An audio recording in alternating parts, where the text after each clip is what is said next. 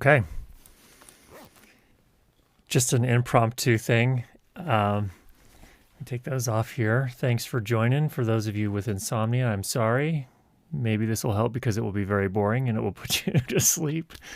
So we're just going to take a look here and set some things up. I got the ATEM Mini Extreme ISO in the house here, and so we're just getting this set up for our regular live streams. And that's what we're streaming with right now. So you can see right now, we actually have it in preview program mode. So I'm using the big switcher, which is not on the overhead camera. It's just to the right of this over here. But that's why you see one is my main camera. That's currently green. 2 is the overhead camera, which is why it's currently red. You can see here when I queue up the iPad, which is on input number 3, it turns green until we switch to it. We'll just check that. Yep, that's one of our older agendas there. We do also have our chat computer. And let's just go ahead and cut over to that. So that's what that looks like at the moment. And we can go ahead and just put one up. So Alejandro says, wow, it's beautiful. So we'll use that to set up our key. All right, let's come back to the main cam for now. There we go. All right, so what I've done to set things up so far is that I have essentially created presets on the advanced panel here. So Emma will have everything that she needs. So in the program and preview banks here, we have 1, 2, 3, 4, 5, 6, 7, 8, 9, 10 buttons that we can use to queue things up for the next transition. And we can, gosh, I wonder if I could just move this overhead camera so you can see this. It'll be pretty sloppy, but you know, this is just an informal one, so we'll do it. So stand by. All right. This could be a disaster. Possibly.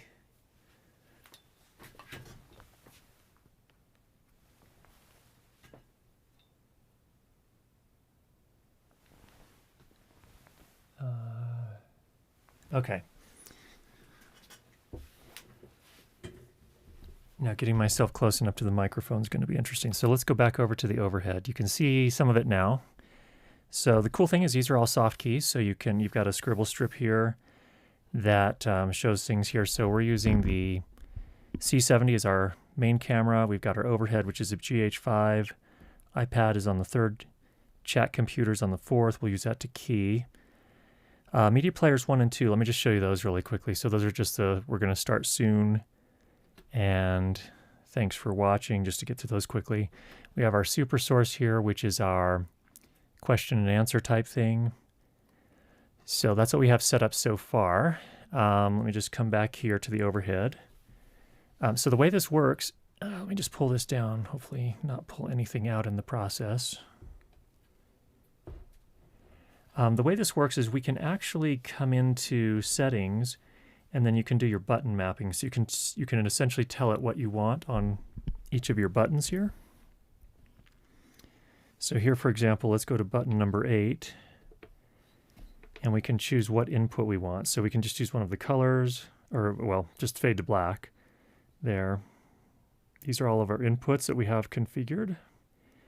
There are additional, HDMI inputs that they're calling cameras 5, 6, 7, and 8. You can put up color bars. Actually, let's just do color bars. How fun is that? So I can go ahead and cue that up here and then make the transition. There you go. So we'll come back to our overhead here. Then you can do custom colors. Get a couple of those. Your media player 1 key, media player 2, and media player 2 key, or super source. We're gonna leave that at none for now. Okay, that's kind of the main set of things there. So let's come back over to our main camera. Put this back up on the table. That was kind of leaning on me. Bring our mic up into reality here, and I'm going to move the camera back over to the ATEM here. Give me just a moment.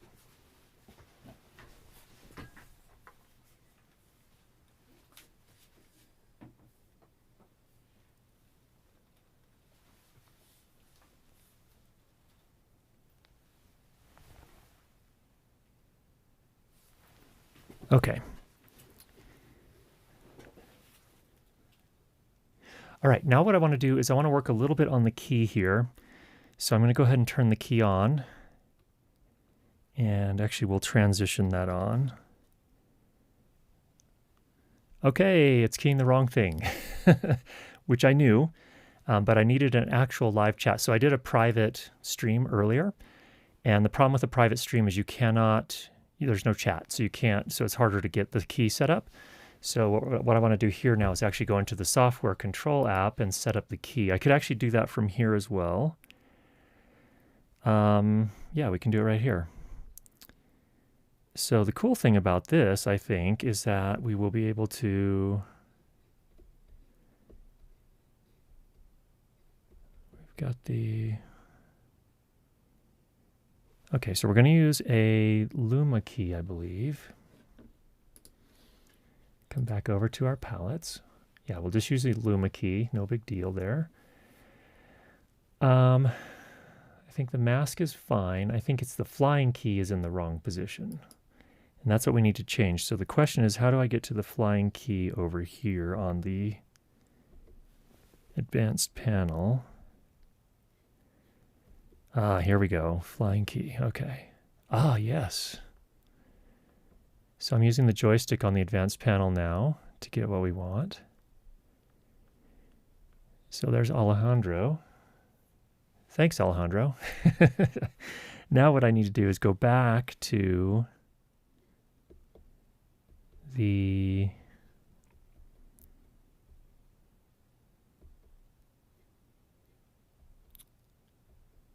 mask. This is what I need to change here.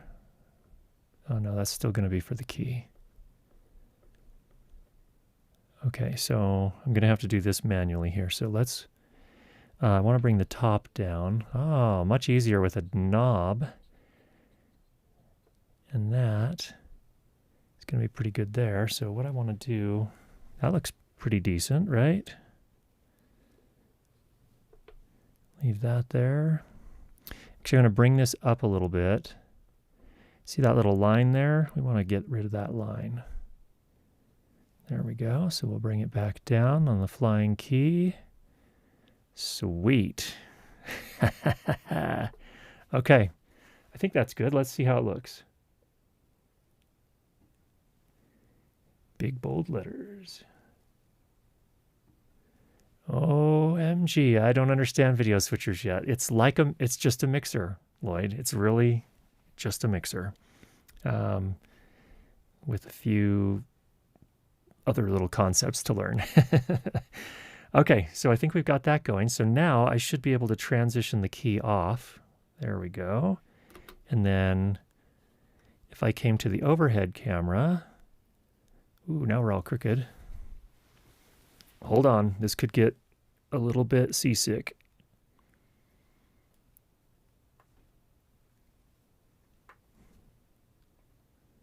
Ooh, sorry about that. Okay.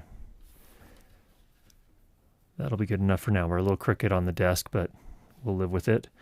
But I should be able to bring the key on now. So if I come to overhead, turn the key on. Yes, okay. So it's working there as well. That's looking good. Okay. So what questions do we have about the ATEM? Oh, there is one thing. Let me just be quiet for just a moment here and see if you can hear the fan in this thing. It's kind of a funky sounding fan.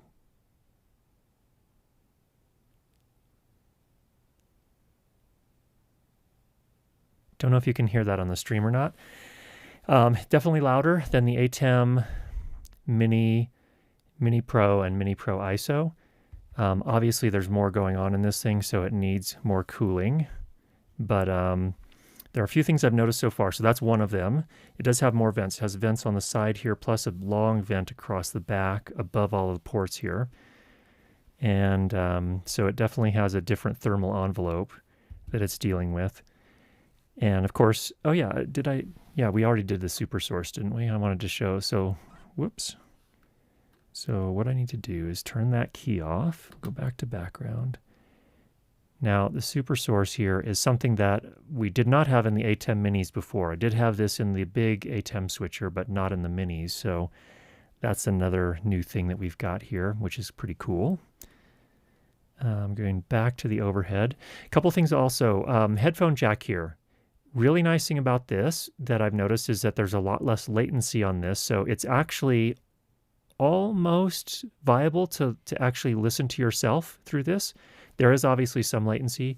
In this case, the way I have things set up is I have things, my main camera here, I'm using my Shelford channel. So that's my preamplifier for this mic. That's coming line level into the Canon C70. And so there's a little bit of latency there because, anytime there's an HDMI output, there's latency. And so that's the only real latency that I'm hearing through that headphone jack, which is really quite nice. So that's nicer than feeding the video out to a confidence monitor or a switching monitor and plugging headphones into that, because there was just way too much latency that way. So this headphone jack is really, really nice. It's really nice to have that on here. Coming back over here, the next thing I have coming in at consumer line level, I have my phone hooked up. That's how I play the music at the start. This is the main camera, C70. This is the overhead camera, the iPad, the chat computer. This is the HDMI output 1, which is going just to a little confidence monitor right in front of me underneath the main camera. And then we have Ethernet. That's how we're streaming right now, and then power. We do not have either of the USBs hooked up right now, so we're not recording locally or sending the signal to the computer directly. So that's what we're looking at there. All right. So what questions do you guys have about this ATEM Mini Extreme ISO?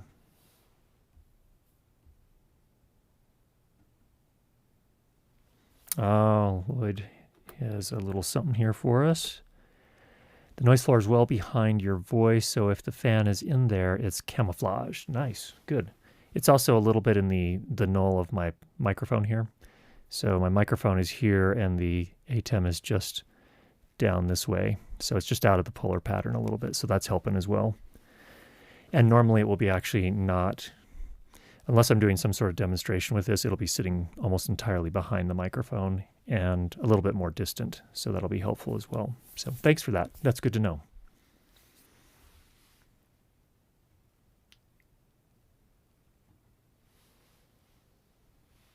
There would, my general experience, Lloyd, in regards to SDI is, yes, usually with SDI there's less latency. You can also do obviously much longer cable runs. So yeah, it's getting kind of silly here. I mean, the funny thing about the ATEM Extremes, from my perspective, is that instead of doing SDI inputs or some SDI inputs, they just went with 8 HDMI inputs. And the problem with HDMI is you can only run the cable so long before you're going to need a reamplifier or maybe a different type of HDMI cable. I think they have some.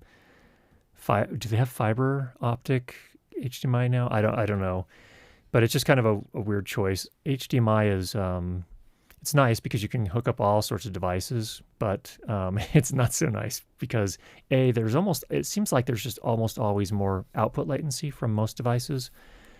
So those are kind of some of the downsides. The connector's not great either. I've destroyed several HDMI connectors inadvertently.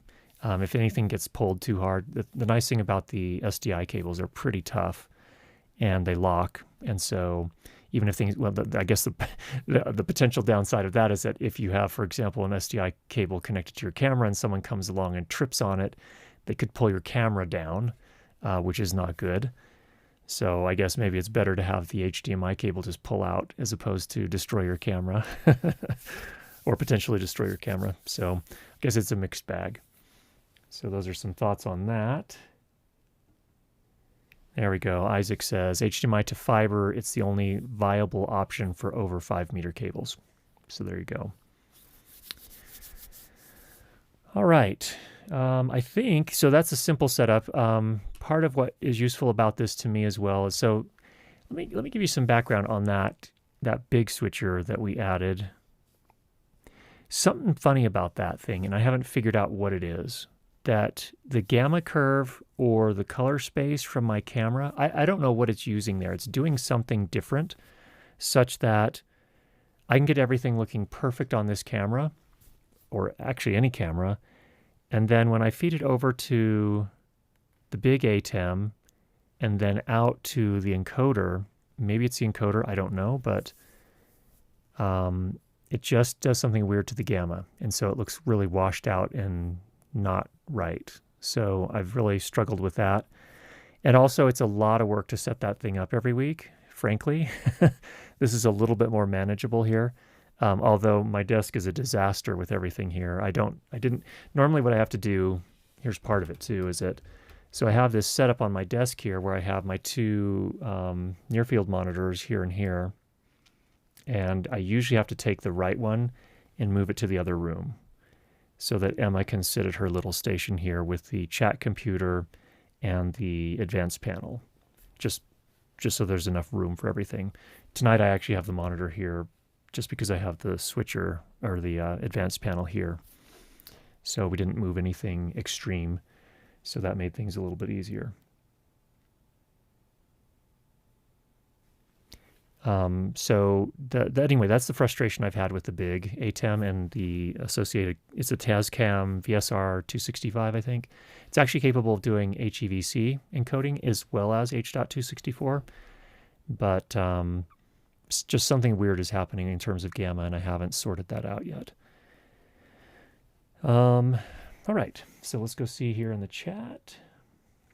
Let's see, Isaac says, since the encoding, it's done at the hardware, it's done quite fast with minimal latency. Yes, that's the nice thing about this. I imagine this inside a roadie enclosure with the monitor and basic cabling already wired for live streaming for sure. Yeah, all sorts of people made the custom cases for the original ATEM minis. I'm sure we'll see something like that for the Extreme, and that'd be a kind of a cool little travel kit for sure.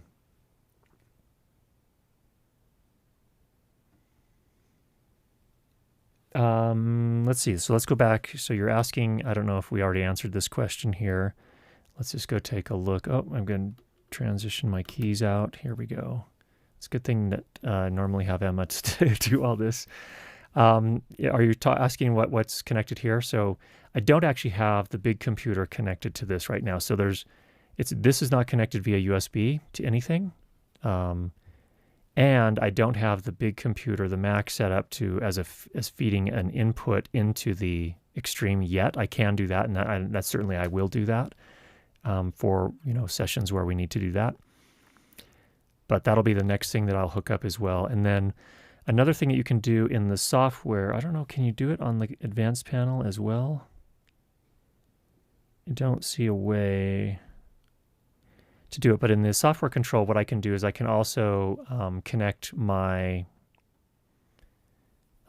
up a hyperdeck so I can play things back. So for example, for those of you that came to the live streams before where Rob submitted his question as a video question, that was actually, I put that on a disk, an SSD in the hyperdeck, and then during the session we were able to play that back. So that'll be another input. It doesn't take up one of the it does take up an HDMI input. I take that back. So I have to feed HDMI from the hyperdeck into here. And then you can trigger it in the software control, because they're both on the network, you can control when it gets played back. Or you can also, whenever I switch to this input, it can automatically play whatever's queued up on the hyperdeck, which is kind of a nice feature as well. So that's pretty cool. Okay.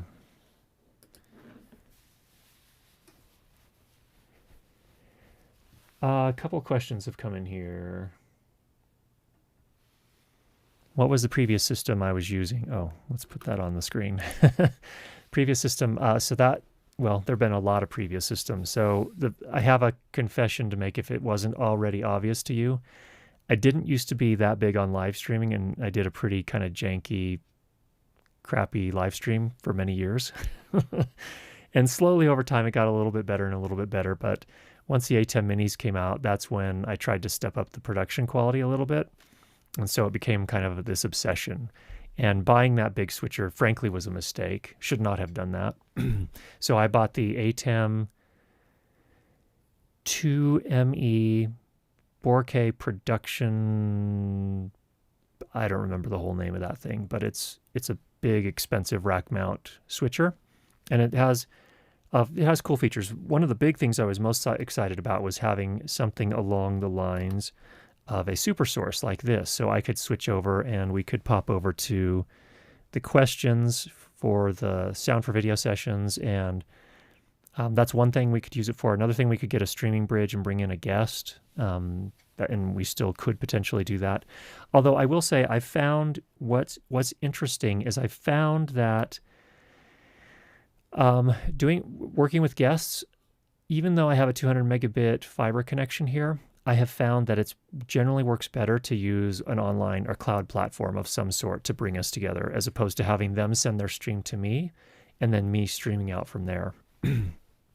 And it's a symmetric 200 megabits up and down. But I've just had, whenever I've tried to do it with, and maybe it was Ecamm, I used Ecamm to do it. We interviewed Watson Wu last year, and that didn't go so well. And I don't know if it was what it was, if it was network bandwidth on my end, his end. And I did it, there was another time it seems like I did it as well, and it just didn't work out that well. So I've actually been just using StreamYard lately, and that seems to be a little bit more reliable.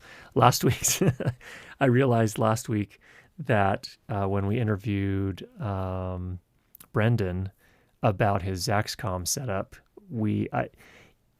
doing the setup is not something I don't do StreamYard every week, and so what I forgot to set up was the resolution to 1080p, and so we streamed at 720p. So just a lesson learned. I have to make sure I get that right next time. Anyway, and then of course before that, Alejandro, I was using ATEM Mini Pro before that. So, and then before that, I was using just these capture devices I have the Blackmagic mini recorder.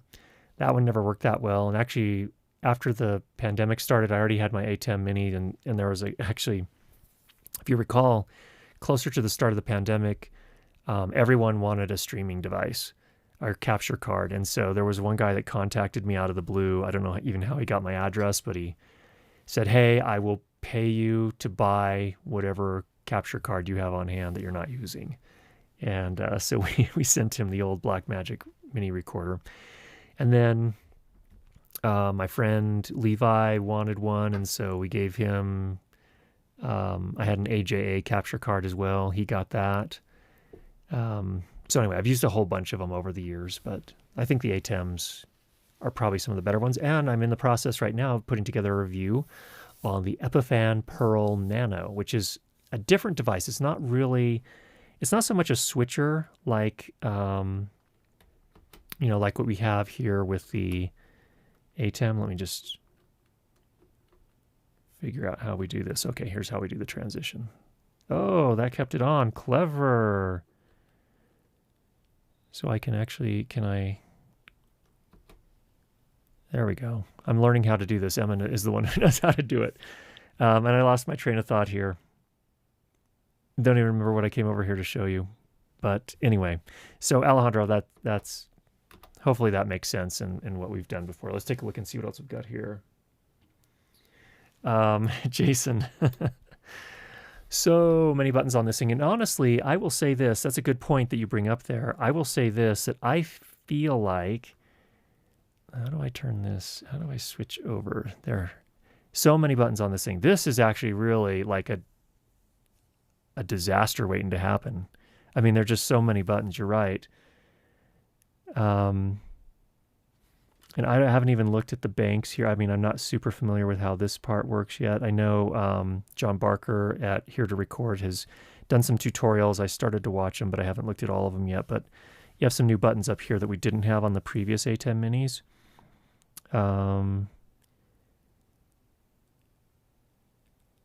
We have our video outs over here. Oh, we faded to black. I accidentally pressed the fade to black button there. Everything else I think is pretty, there are more of these here than there were on the others. You do have some macro buttons, which is cool. So we're going to probably set up some macros. what I'd like to do is actually do the intro and outro on macros, because right now what I have to do is hop back into the mixer and the software control, unmute the channel for the playback of the music at the start and the stop. So we have to take care of that. So we'll probably create a macro to play that back from a hyperdeck or something like that. So make it a little easier on ourselves. So that should be useful. All right, let's see here.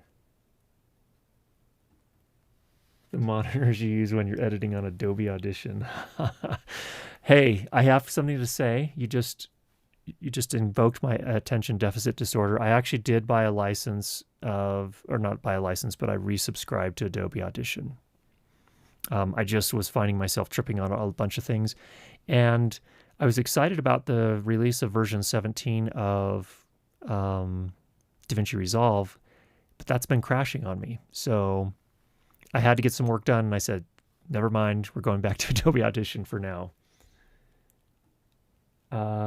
Isaac Alonso, you can actually choose, let me just double check that on the keyers here. If I go to a chroma keyer, let me not mess with upstream key 1. Chroma, you can actually choose chroma sample. You can actually sample it from the image. So if you're using blue and you put the little square over blue, then you can definitely do blue screen. You could do any other key color as well. Probably blue and green make the most sense, of course, but there you go. Any color you like. All right. Internet connection is way faster than mine. We live out in the sticks, and fortunately, the nice thing about living out in the sticks is that when your carrier is able to run fiber, they don't have as many sidewalks and streets and roads and things like that to contend with. So it was pretty straightforward to run the fiber right up to the house. So yeah, that is pretty awesome. Hey, Aaron, thanks for joining us. We're just taking a look here at the at this crazy little guy here. Just came in today, and I think you probably have one of these in your possession now as well. Just have to be real careful before going to press. Agreed. Lots of buttons that you could potentially mispress, and I just mispressed the fade to black there, which I guess is better than some other potential things that you could press.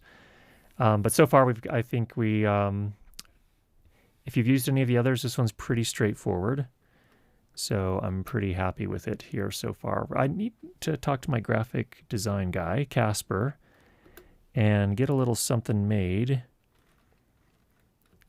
so that we have a background here other than just a solid color, but that's coming along. And I'm surprisingly bad when it comes to graphic design, so I definitely need his help on that. All right. Aaron Preki, you have 3 of them currently. Wow. Okay. Well, do you mean ATEM Mini Extremes, or do you mean just ATEM Minis in general?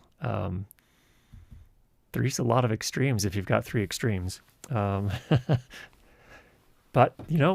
streaming is what you do, so I'm not judging for sure. All right. Let's see. I think that's probably going to do it for us for tonight. Wow. Thanks for that, Archie. Funny, I was just recently watching a DIY anechoic acoustic panels video, and you are now streaming for an on-the-go sound booth with C-stands. What do you recommend? Mobile acoustic treatment. Good question, Archie. The sound blankets that I use are the ones from vocalbooth2go.com. And they're called the Producer's Choice. They're really nice from the standpoint that they're super heavy, which is kind of a downside as far as mobility is concerned. But what's good about that, the heavier, the more heft you have to them, the more kind of mass you have to them, the better off they do in terms of actually isolating sound. So they're gonna absorb your sound as you're talking in a booth, but they'll also cut out a little bit of the sound from the outside. So that's the first piece, and then I just use C-stands. So what I do is I use a C-stand with a boom. I put the boom across horizontally, and then use spring clamps to attach the sound blankets, often folded over on itself, so you get kind of twice the thickness, and then run that up. And then that gives you a nice little isolation booth. So you'll need 4, ideally, or at least 3. 3 C-stands and 3 blankets, ideally 4.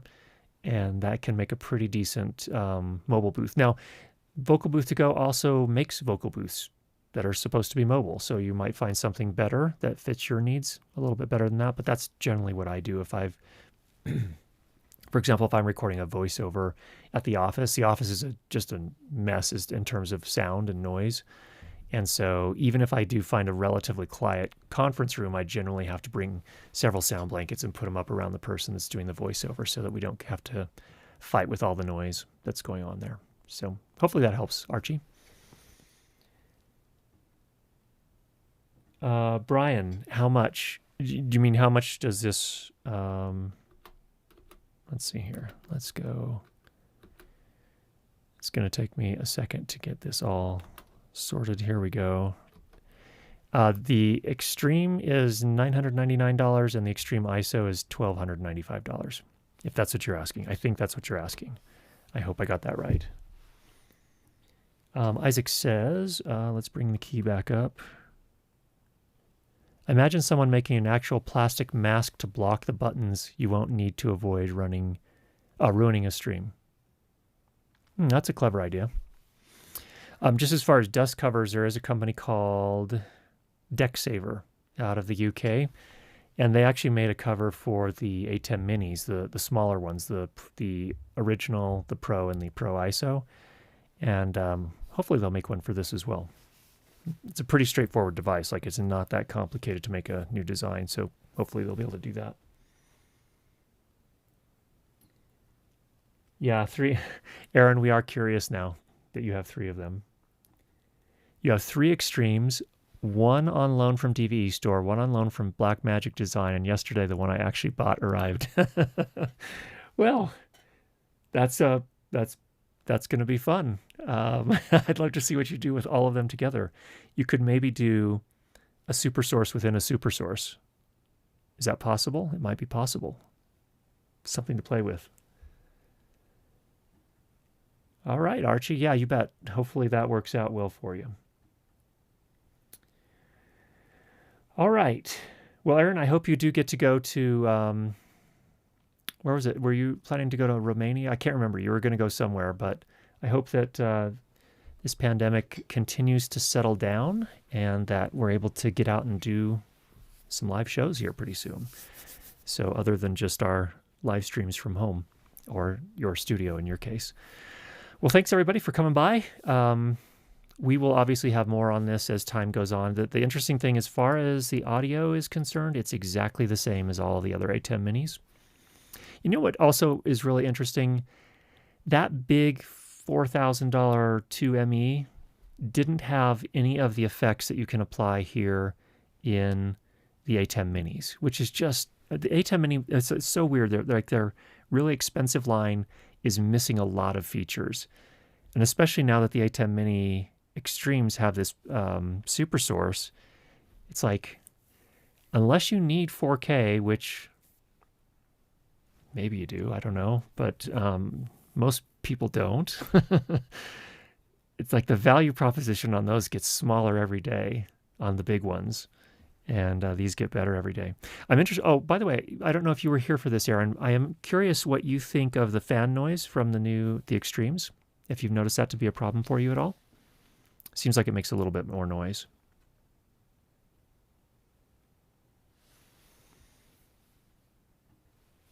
Oh, another question here. How long do you tell your clients for acoustic setup prep? It depends on the gig and what we're doing. For the corporate stuff, I am the director, so I tell myself how much time I need. And so that's really going to be, I generally have a sense for the layout of the building, the parking lot. I know how far I have to schlep things in. I've got a cart. I can do that. So in that case, I can usually gauge that for myself. Now, on the other productions where I'm a freelance location mixer, then in those cases, I usually you get a call sheet with a call time, so you're told when to be there. If I find that's not going, and that's usually kind of like you need to be here at the latest by this time. So I usually try to get there early.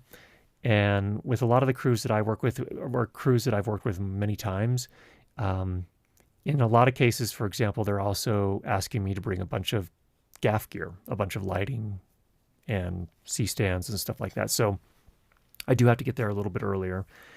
So, but yeah, if you were just doing a job for a client, I would gauge, find out how far parking is, how many trips you're going to need to make from the vehicle to get everything into the location, and kind of map it out and figure out how much time you need. So I would typically, for the very smallest jobs, I'd usually give myself at least an hour. That's for the most basic of jobs, where I can walk in with a kit that I can carry in one load in, just one trip from the car to the room or wherever we're going to be recording. So then I would just make it larger and larger from there. So if I'm having to bring all the lighting, all the stands, all the sound blankets, all the, the recording kit, the camera gear, then I just have to figure out, okay, how many loads is that on I've got a little rock and roller cart, the kind of fold up cart.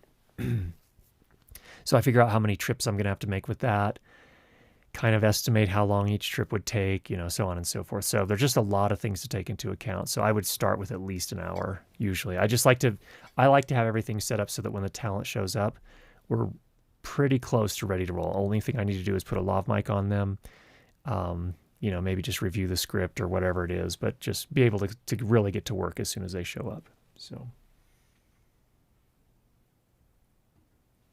Alejandro, I bought another nano locket. I have 2 camera dock shoot tomorrow. Can I jam sync them without having to use a third one for the recorder? I have a Zoom F8. Okay, you should be able to. Well, what I would probably do is you would use your Zoom F8 as the master clock, jam one of them to the Zoom F8, and then wirelessly jam the second nano locket to the first. That's how I would go about it. So you should be fine. Should be fine with those. The 3 blankets on C-stands idea is something I've done on set when recording on-set ADR. Grabbing a line or two that was impossible to get on camera. Actors seemed to like doing it. Yeah, that's a great thing, because there's still that immediacy for the actors, which is really good in terms of performance usually. So great idea there, Skibos. Yeah, that's a good plan. All right, Isaac, we'll see ya. Thanks, Archie. Are the acoustics better coming in from one of the HDMI channels on the ATEM Mini or the Mic 1, Mic 2 channel? Well, I think it depends on the camera you're working with. In my case, the reason I do it this way is that the camera has XLR inputs. It can switch to line level.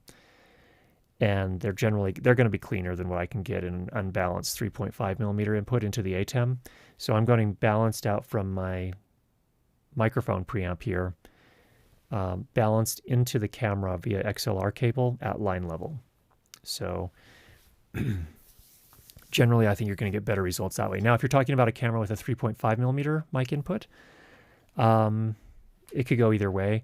I haven't tested the inputs on the Mini Extremes, but on the other minis, what I have found is that they're not the best in the world. Usually the camera is better. At least, for example, the Panasonic GH5 series or GH series of cameras, they definitely had better preamps, it seemed like, than the Extremes or the minis.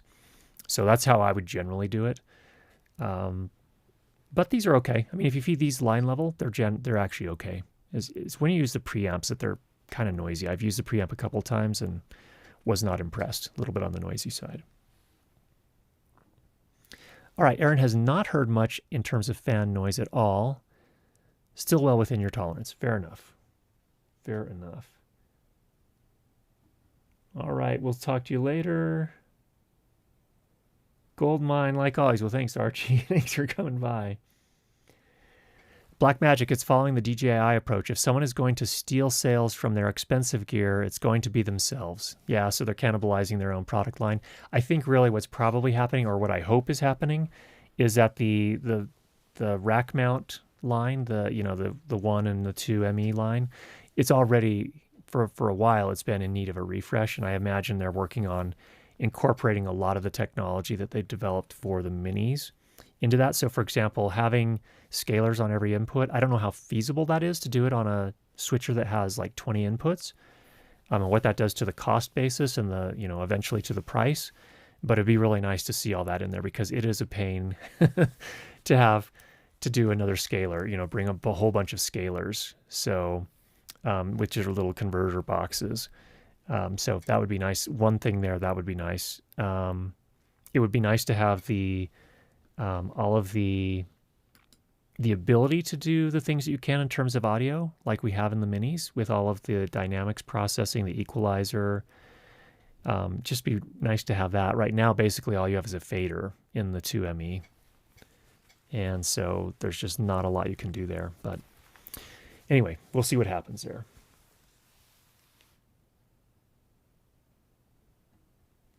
Lloyd says, the two audio inputs can be microline. It's clean if your source is good. Fair point. I hope Blackmagic isn't going out of business. Seems like their 6K Pro has problems. Their cameras have always had problems. And that's coming from someone who uses their cameras. So the Pocket 6K has been pretty good. The new one, I wouldn't be surprised if they tripped up on some things, but I doubt that they're going out of business. They have sold a whole lot of ATEM minis in the last year. I have to imagine that they're pretty healthy financially, or if they're not, they're giving away their ATEM minis at a loss. So I mean, it's on them if they're going out of business. I don't think they probably are, is my guess. Thank you. I can now sleep good. Go get some rest. You need to be fresh for your job tomorrow.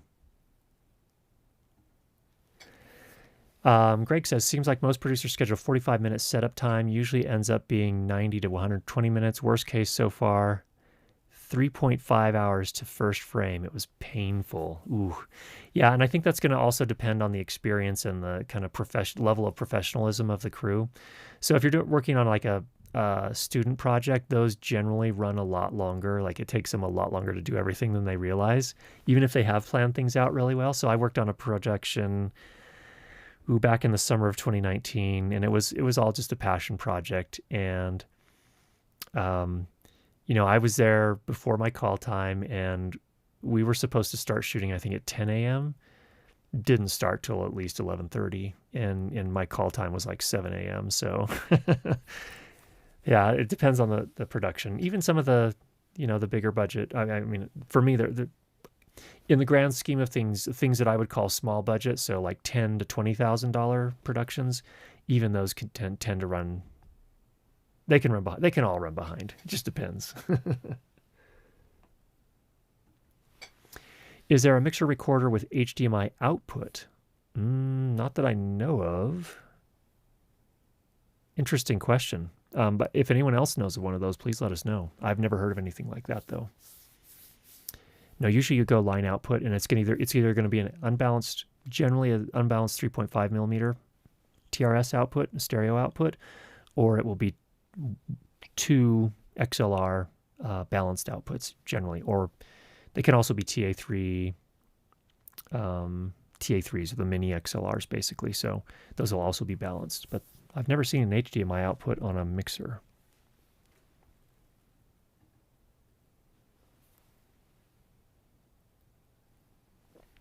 Okay, so Jason says he has to turn it up to hear the fan noise, not on headphones at the moment. Cool. It's good. All right. People, we probably should wrap this thing up. Thanks for coming by, helping me get this set up. We will be using this at our live stream this coming weekend. We have a review coming up on the Epiphan Pearl Nano. It is a very different device than the ATEM minis. And I think a lot of people kind of discount it right away because it's a $1,500 device. And they're like, it's a $1,500 device and only has 2 inputs. Why in the world would you ever want something like that? And the answer is that anyone streaming from home probably doesn't need something like that. But it makes a lot more sense in the context of an educational institution of some sort or corporate video. So we'll talk about what that all means in our upcoming review on that. All right, make some great sound. We'll talk to y'all later. Take care, everybody. And I don't have Emma here to do this for me. So this is going to be kind of a rough outro, but here we go. Oh, see? Don't even know what I'm doing.